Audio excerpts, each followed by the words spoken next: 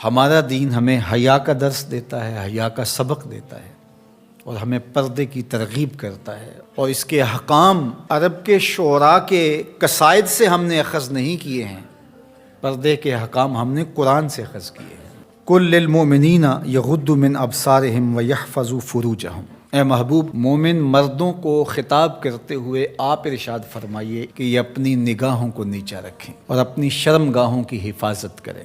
اللہ کے محبوب نے ارشاد فرمایا کہ جو اپنے دو جبڑوں کے درمیان یعنی زبان اور دو ٹانگوں کے درمیان پارسائی کی جگہ ان دو چیزوں کی مجھے ضمانت دے دے، میں محمد انہیں جنت کی ضمانت دیتا ہوں صلی اللہ علیہ وآلہ وسلم۔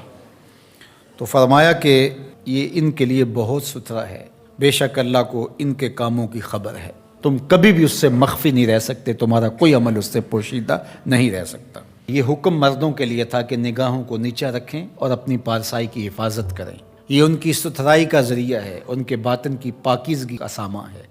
جب نظر پاک ہو جاتی ہے تو پھر دل پاک ہو جاتا ہے۔ 40 دن تک جو شخص اپنی نگاہ کو مکمل پاک کر لے تو اس کو نماز کا حظ آنا شروع ہو جاتا ہے، اس کا سرور آنا شروع ہو جاتا ہے، اس کی کیفیت آنی نصیب۔ 40 دن بڑے نہیں ہوتے، یہ مشق کر کے دیکھنی چاہیے۔ تو اس لیے جب نظر پاک ہوتی ہے تو عبادات میں حظ، لطف اور سرور ملتا ہے۔ نظر پاک ہوتی ہے تو پھر خیال بھی پاکیزہ ہوتے ہیں، نظر پاک ہوتی ہے تو پھر سوچیں بھی مثبت آتی ہیں۔ وَقُلْ لِلْمُؤْمِنَاتِ، اور اے حبیب اہل ایمان عورتوں سے فرمائیے، انہیں حکم دیجئے، یغضضن من ابصارہن، کہ وہ بھی اپنی نظروں کو نیچے رکھیں، اپنی نظروں کی حفاظت کریں۔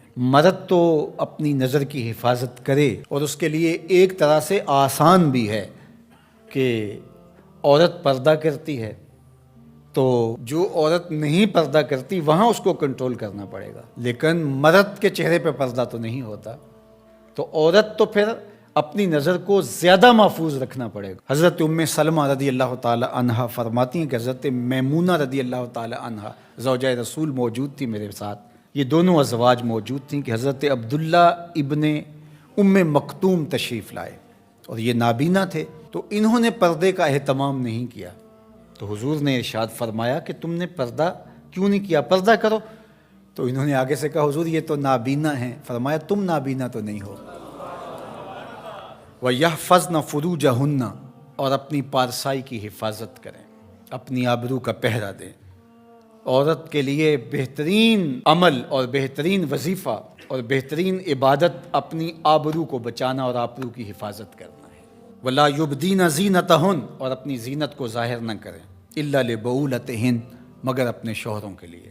یہاں تک ارشاد فرمایا، یہ حدیث رسول ہو تو شاید کوئی جدید مفکر کہہ دے کہ یہ ضعیف ہے، یہ قرآن ہے، سنیے ذرا۔ وَلَا يَضْرِبْنَ بِأَرْجُلِهِنَّ لِيُعْلَمَ مَا يُخْفِينَ مِنْ زِينَتِهِنَّ، عورت اپنے گھر کی چار دیواری میں اتنے زور سے قدم نہ رکھے کہ اس کے پاؤں میں پڑی ہوئی پازیب کی آواز گلی میں گزرتے ہوئے غیر مرد کے کانوں تک پہنچے۔ یہ قرآن ہے۔ حالانکہ گلی سے گزرتے ہوئے مرد کو کیا پتہ کہ جس کے پاؤں میں پڑے ہوئے پازیب کی چھنکار کی آواز باہر آ رہی ہے وہ بوڑھی خاتون ہے یا 7 سال کی بچی ہے، اسے تو نہیں پتا، اور اس کو بھی نہیں پتا کہ باہر کوئی گزر رہا ہے یا گلی خالی ہے یا کوئی بوڑھا گزر رہا ہے یا کوئی بچے گزر رہے ہیں، لیکن اسے یہاں تک حکم دیا کہ تیرے پاؤں میں پڑی ہوئی پازیب کی چھنکار، تیرے پاؤں میں پڑے ہوئے جوتوں کی آواز بھی ایسی نہیں ہونی چاہیے کہ غیر مرد تک وہ پہنچ کر کے اس کو متوجہ کر دے۔ کوئی تیری طرف متوجہ کیوں ہو؟ اس لیے کہ تو شہزادی ہے اسلام کی، تو بیٹی ہے فاطمہ کی، تو بیٹی ہے عائشہ کی، تو مغرب کی ٹینوں نہیں ہے، تو مشرق کی بیٹی ہے۔